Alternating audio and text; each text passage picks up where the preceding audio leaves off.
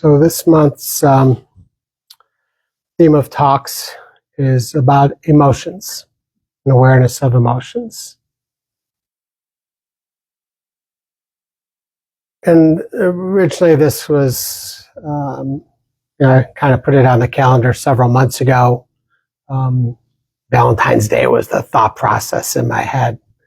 But in recent events, the past several months, I think it's changed its tune for me as far as what emotions I guess I'm focusing on when I think of the word emotions, and what comes up for me on a daily basis emotionally with the political climate that we're in right now and around the world. It brings up a lot, and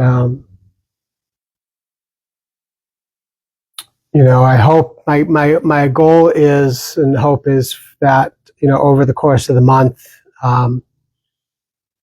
just to give us ideas on how to work with these emotions in a productive way, rather than allowing us to consume us and maybe respond in a unwholesome way. So. I love this quote by Pema Chodron. She says, "Feel the feelings and drop the story." And that's really what turning towards emotions is all about, right? Most of us were never taught really how to work with emotions. Maybe taught how to suppress them, how to act out on them, even distract ourselves from them. But these teachings of the Buddha and mindfulness in general really teaches us a different approach, and really to get to know them as what they are, rather than what we wish they weren't. The Buddha taught that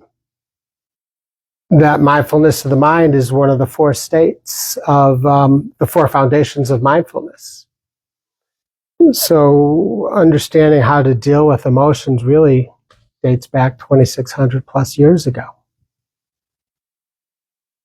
And in that, the Buddha said, one knows the mind with lust, just as a mind with lust. Mind with aversion, just as a mind with aversion. So really, it's just recognizing what is present in the mind without the stories, without the judgments.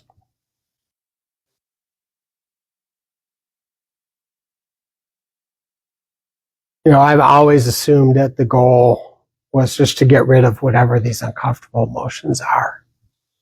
And Buddha did not teach us to eliminate them. He taught us to feel them. And what I have come to understand is a real freedom within that ability to just feel our emotions as they are, right? And drop the story and to let it go. So, on my way in this morning, I was listening to a talk, and the story was relayed, and I just thought it was very apropos, so I relay it. It's about a couple that's been married for about 60 years. They're quite old, and one of the things they said to each other at the very beginning was, we're going to be honest. We are never going to tell each other lies. And yet, the wife had this box, and the husband was aware of the box. And she got this box just before they got married and told the husband, I never want you to open or look in this box. Most of the time, he never even gave it a second thought unless he caught the box out of the corner of his eye. Well, she was very sick and close to death. So he was going through her things and just kind of tidying things up and found the box. And they both agreed that now would be a good time to open the box. So he brings it up. He opens the box, And in the box, he finds 2 knitted dolls and $95,000 in cash. I don't understand.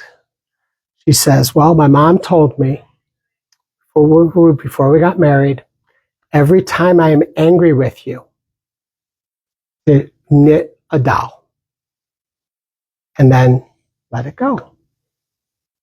And he, of course, is thinking, oh my God, all these 60 years. And she's only been mad at me twice. Then he says, what's the money from? She says, that's from selling all the dolls. You know, Thich Nhat Hanh eloquently said, feelings come and go like clouds in the sky, right? Conscious breathing is my anchor. And it's not the emotions that we are. We are the awareness of these emotions. How often do we say, I am angry, I am frustrated? It's not us. There's no solidity in that. We're feeling these emotions. We are nothing but that awareness.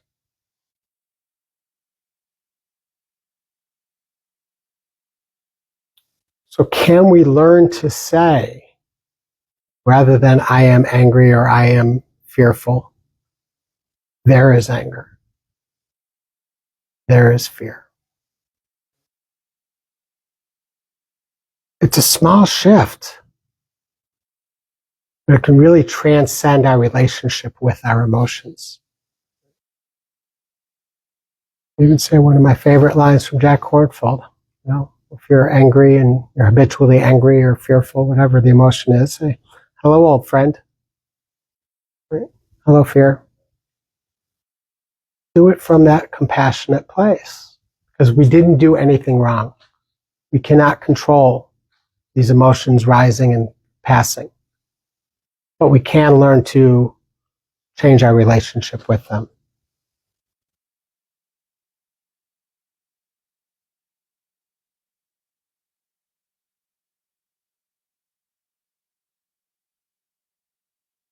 So for the balance of the practice today and moving forward, I will invite you to, as you're sitting, just notice what emotions arise. Right? And instead of pushing them away or getting in an argument with them, say hello, old friend. Hello, anger. Hello, fear. Hello, annoyance. Whatever it might be. Hello, joy. Maybe it's joy. Emotion's not all bad. Let me just be with and let them come and go. I'll give you that for the balance.